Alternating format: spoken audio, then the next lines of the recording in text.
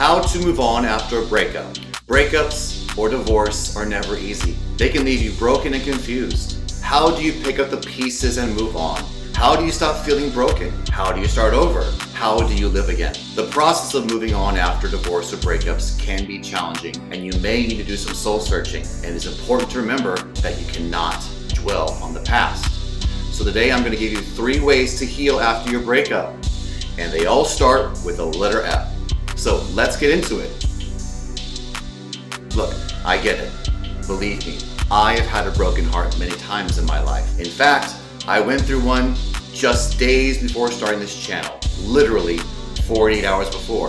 And this person to me truly was and is the love of my life. I had so much growth in my capacity to love another person, and I've never loved someone else's children in the way that I love my own child. So yeah, I live what I teach, and I was deeply in pain. Anger and sadness was very alive for me. I was distracted in the day, and the nights were a living hell. I was thinking about all the things that were not fair. I was fighting myself between blaming them and blaming myself. I just wanted to be heard and accepted. I was in my own crisis. So how do I move forward in the way that is true to me and in integrity using the tools that I teach my students? Well, I brought out the 3 F's. So number 1, focus on yourself. Focusing on this person did only one thing, kept the emotions alive and growing. See, this makes sense, right? Think about it. If I was focusing on this person, well, in the relationship and the love I had for them with those feelings, well, they grew and established a pattern of thought. Texting in the morning and throughout the day and texting at night. Thinking and planning when we would be together again was always on my mind. You see, you and I just can't flip a switch and remove them from the conscious mind. They're living right where you put them. Focusing on myself had to become the new pattern again. Anytime I had the awareness of this mental argument when I was playing the tape of the words they used to judge me, I brought my attention back to myself, here in this physical body, in this physical time and space. I began to recultivate my identity independent of this person. Focusing on yourself again and again and again until it becomes easier and easier, you will eventually feel the difference. Give it a shot.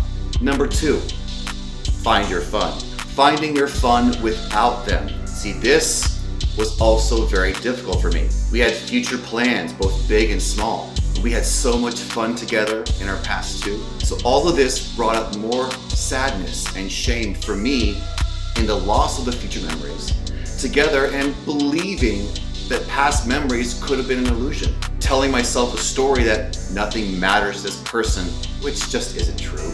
This person does care about those memories too. Remembering the first F. Focusing back on myself means finding my fun again, bringing out my bliss again and the joy for life. So I am a big meditator, but I also love science fiction and anime. And guess what? So does my 14-year-old daughter. Wow, what a gift I just rediscovered. My daughter and I watched our favorites all over again and had deep conversations about what would happen if zombies really did exist. We debated the fundamentals and the impacts of time travel. Guess what, Anthony? You found your fun and you found yourself again. Number 3, forgive them. Now, hang in there and pay attention, because there is a bonus round and you may miss it if you're not listening. And by the way, if these 3 F's are resonating with you, take 2 seconds to like and subscribe. And if you want to see my videos as soon as they come out, then go ahead and hit the bell icon too. I really appreciate it. Back to forgiving them. If you've been following me for a while, then you already know that I constantly remind myself and you of empowering tools to take your power back, because you're the only one that can give it away. You hear me talk about self-care in every single video. Forgiving them is self-care. When I catch myself wanting to still be heard and seen and understood and accepted, this only gave me excuses to trigger myself and my pain. Forgiving this person for their part, my opinions about their part, forgiving the data or the real undeniable things that actually happened is a gift of self-care that only I can control. You and I can't control anybody. So by holding on to and not forgiving someone, telling your friends, your support group, etc., does not help. and you do not need to be validated by people. Just getting them to agree with you. That relief is fleeting. It does not bring about lasting changes in your thought pattern. Forgiving this person is me getting out of my own way, because the conditions don't really matter. The unconditional love you or I have is the only thing that does. And when I cannot unconditionally love someone, I cannot unconditionally love myself. Which brings me to the bonus round.